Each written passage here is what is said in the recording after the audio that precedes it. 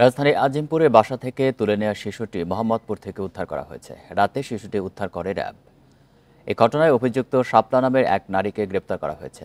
প্রাথমিক জিজ্ঞাসাবাদে তিনি জড়িত ৩ জনের নাম জানিয়েছে বলে নিশ্চিত করেছে র্যাব। এরই মধ্যে শিশুটিকে তার বাবা মায়ের কাছে ফিরিয়ে দেওয়া হয়েছে। পুলিশ ও প্রতিবেশীরা জানায় শিশুটির মায়ের নাম ফারজানা আক্তার। আজিমপুরের লালবাগ টাওয়ারের পাশে একটি বাসায় ভাড়া থাকেন তিনি। কাজ করেন স্বরাষ্ট্র মন্ত্রণালয়ের সুরক্ষা সেবা বিভাগে ৬০ মুদ্রাক্ষরিক পদে। একই বাসায় ঘটনার একদিন আগে বৃহস্পতিবার সাবলেট ভাড়া নেন এক তরুণী। তিনি শুক্রবার সকাল ৮টার দিকে আরও ৩ জন পুরুষকে নিয়ে ওই বাসায় প্রবেশ করে ফারজানাকে চড়-থাপ্পড় দেন। এক পর্যায়ে তারা বাসার মালামালের সাথে ফারজানার ৮ মাস বয়সের শিশু সন্তানকেও নিয়ে যান।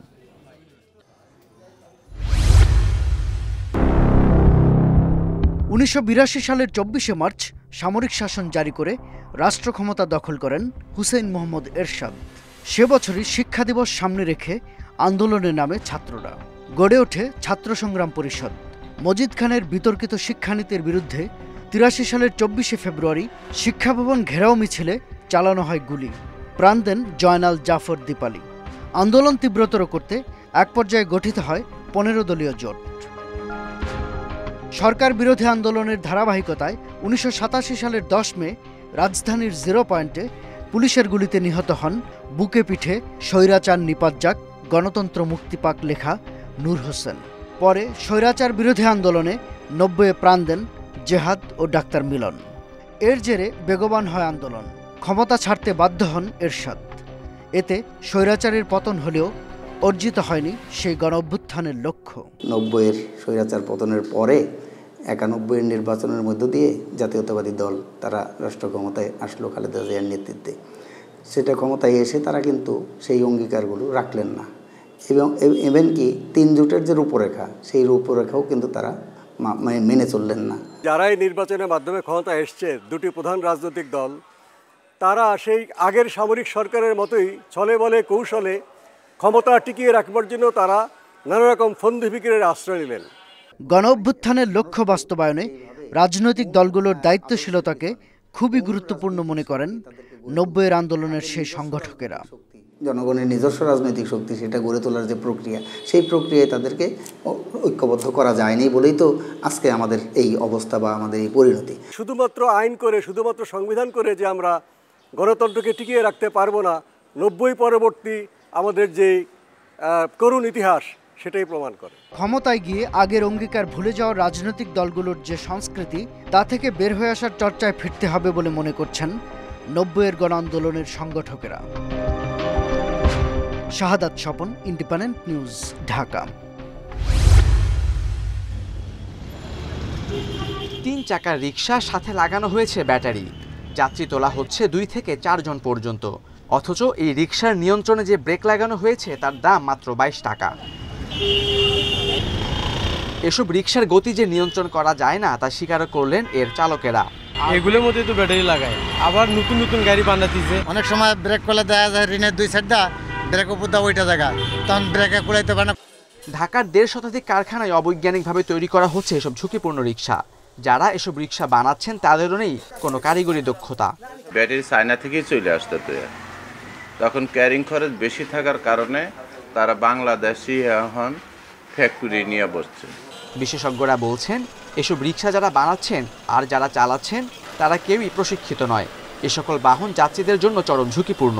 যত পরিমাণ ডাম্পিং করছেন তার থেকে বেশি কিন্তু উৎপাদন হচ্ছে। সো উৎপাদনের জায়গা থেকে গিয়ে নিয়ন্ত্রণটা করলে পরে এটা একটা টেকসই হওয়ার সম্ভাবনা হবে। নতুন পরিসংখ্যানটা এক জায়গায় নিয়ন্ত্রিত থাকবে। পরিস্থিতি নিয়ন্ত্রণে ব্যাটারি চালিত রিকশা তৈরির উৎস বন্ধের বিকল্প নেই জানিয়ে বিশেষজ্ঞরা বলছেন কারখানা বন্ধের পাশাপাশি মূল সড়ক থেকে এসব রিকশা বন্ধ করতে হবে। যেগুলি ঢুকে গেছে প্রধান সড়ক থেকে সরিয়ে ধাপে ধাপে শাখা সড়কে নিয়ে যেতে হবে। আস্তে আস্তে যেহেতু শাখা সড়কে চাপ বাড়বে, ডেফিনেটলি সেটা বাণিজ্যের বিচরণ ক্ষেত্র যদি কমে যায়, অর্থনৈতিকভাবেই কিন্তু সে মার্জিনালাইজড হয়ে যাবে। সড়কে যে পরিমাণ ব্যাটারি চালিত রিকশা আছে তা পুরোপুরি বন্ধ করার সুযোগ নেই। তাই এগুলোকে দ্রুত সময়ের মধ্যে বৈজ্ঞানিক উপায়ে সংস্কার করা জরুরি বলে মত বিশেষজ্ঞদের।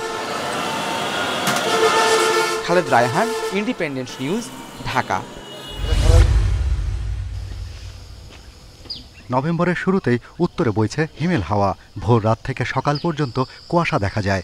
নদী অববাহিকায় মাঝারি ও ঘন কুয়াশায় ছেয়ে থাকছে। দেশের উত্তর পূর্ব ও মধ্যাঞ্চল এবং উপকূলীয় এলাকায় সূর্যের তেজ নামতে শুরু করেছে। কমছে দিন ও রাতের তাপমাত্রা। আবহাওয়া অধিদপ্তরের তথ্য বলছে, অক্টোবরে সারা দেশে স্বাভাবিক বৃষ্টি হয় 160 মিলিমিটার, কিন্তু এবার তা হয়েছে 207 মিলিমিটার, অর্থাৎ 29 মিলিমিটার বেশি বৃষ্টি হয়েছে গেল মাসে। এতে ঘূর্ণিঝড় ডানার প্রভাবও ছিল, তাই কুয়াশার সাথে শীতের আমেজ অনুভূত হচ্ছে। তবে এ মাসে শৈত্যপ্রবাহের শঙ্কা নেই। বৃষ্টি বেশি হলে কি হয়, যে বাতাসের যে ভিতরে যে জলীয় বাষ্প থাকে সেটা বেশিরভাগ অংশ মাটিতে পড়ে যায়।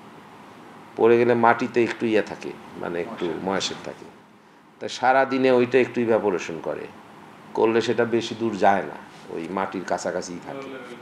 তাই যখন সারা রাতে যখন তাপমাত্রা 3-4 ডিগ্রি কমে যায় বা 5-6 ডিগ্রি কমে যায়, তখন ওইটা জমে কুয়াশা তৈরি হয়। নভেম্বর মাস ঘূর্ণিঝড় প্রবণ।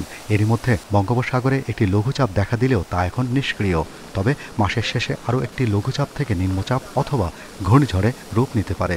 লঘুচাপ যে বলা হয়েছে ওরকম লঘুচাপ হবে, এতে কোনো সন্দেহ নেই।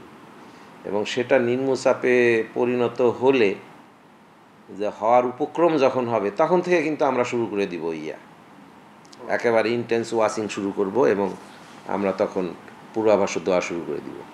আবহাওয়া অধিদপ্তরের পূর্বাভাস বলছে, শীত মূলত ডিসেম্বর থেকে জেঁকে বসতে পারে, তবে রাজধানীতে পুরোদমে শীতের আমেজ অনুভূত হতে পারে মাঝ ডিসেম্বর থেকে।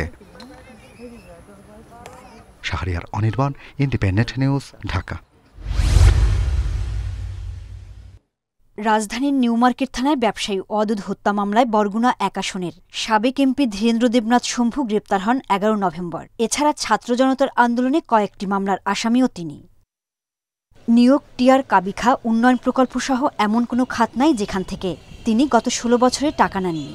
জলাশয় ভরাট, নামমাত্র মূল্যে দখল করতেন অন্যের জমিও। এমনকি স্থানীয় নির্বাচনে প্রার্থীদের কাছ থেকে নিতেন মোটা অঙ্কের টাকাও। উপজেলার সংলগ্ন যে সে ভবনটা করছে, এই ভবনটা হয়েছে, এই জমিটা হয়েছে আমাদের পৈতৃক সম্পত্তি। উন্নয়ন থেকে অনেক বঞ্চিত, অথচ উনি ওনার পরিবার আজকে শীর্ষ ধনীর কাতারে চলে গেছে। যে মানুষ এত দুর্নীতিবাজ হতে পারে, উনি ওনার মেয়ে জামাইকে আমেরিকায় একটা ক্লিনিক করে দিয়েছে। ক্ষমতার দাপট দেখিয়ে ছেলে সুনাম দেবনাথ গড়ে তোলেন মাদকের সিন্ডিকেট। বরগুনার আলোচিত রিফাত হত্যা মামলার আসামিও তিনি। বাবার প্রভাবশালী থেকে তারপরে এই থেকে আসলে সে মাদক ব্যবসায় জড়িত হয়েছে এবং মাদকটা দিয়ে কোটি কোটি টাকা ইনকাম করেছে। সরকারি ও দখলকৃত জমি উদ্ধারে আইনি সহায়তার কথা জানিয়েছেন উপজেলা নির্বাহী কর্মকর্তা। সরকারের কাছে আমরা প্রস্তাব পাঠাতে পারি প্রপার চ্যানেলে, যাতে এই সম্পত্তিটা যদি সরকারি হয় তাহলে তাদেরকে থেকে নিয়ে নেওয়া যায় কিনা সেই ব্যবস্থা হবে। কিন্তু যদি তাদের হয় কিংবা ব্যক্তির হয়, সেক্ষেত্রে ব্যক্তিকে প্রমাণ করতে হবে জমিটা তার। দ্বাদশ জাতীয় সংসদ নির্বাচনে শম্ভুর দাখিল করা হলফনামা অনুযায়ী 15 বছরে আয় বাড়ে 26 গুণ। Independent news.